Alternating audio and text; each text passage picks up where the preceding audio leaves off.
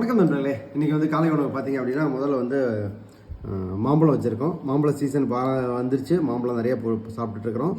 அடுத்து வந்து வெள்ளரிக்காய், அடுத்து வந்து ஸ்டார் ஃப்ரூட் வச்சுருக்கோம். இது வந்து கருப்பு சுண்டல் வேக வச்சு வச்சுருக்கோம். இது வந்து காசினிக்கீரை. இந்த காசினிக்கீரை வந்து கிட்டத்தட்ட வந்து என்ன கீரை? சிலோன் பசலின்னு சொல்லுவாங்க. பசலிக்கீரை மாதிரி இருக்கும், லைட்டாக வளவளப்பாக இருக்கும். இது வந்து அடிக்கடி சாப்பிட்றது தான். வீடியோ வந்து இப்போ தான் ஃபஸ்ட் டைம் போடுறோன்னு நினைக்கிறேன்.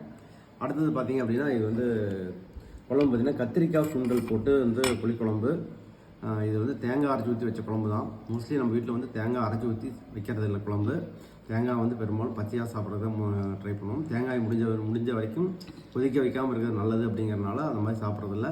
இன்றைக்கி வந்து ஒரு மாறுதலுக்காக பண்ணியிருக்கோம். இது வந்து என்றைக்காக ஒரு நாள் தான் பண்ணுறது. அடுத்து வந்து பார்த்திங்கன்னா இதுக்கு தோசை, ஒரே ஒரு தோசை இருக்குது. ஆனியன் தோசை. ஆனியனை மாவுக்குள்ளே போட்டு மிக்ஸ் பண்ணி ஊற்றின தோசை இது. ஓகே, இப்போ வந்து பார்த்திங்க அப்படின்னா நம்ம உணவில் பார்த்திங்கன்னா பெரும்பாலும் காய்கறி ஐட்டங்கள், பழங்கள் இதுதான் இருக்குது. சுண்டல் இந்த மாதிரி தான் இருக்குது. எங்களுக்கு பார்த்திங்கன்னா மளிகை கடை பில் வந்து ரொம்ப கம்மியாக தான் வரும். இந்த மாதிரி காய்கறி வாங்குகிற பில் தான் அதிகமாக இருக்கும். ஸோ இந்த மாதிரி சாப்பிட்டீங்க அப்படின்னா உங்களுடைய மெடிக்கல் பில் வந்து குறையிறதுக்கான வாய்ப்புகள் நிறையா இருக்குது. ஹாஸ்பிட்டலுக்கு நீங்கள் போகாமல் அவாய்ட் பண்ணலாம். ஸோ இந்த மாதிரி சாப்பிட்றதுக்கு முயற்சி பண்ணுங்கள். ஓகே.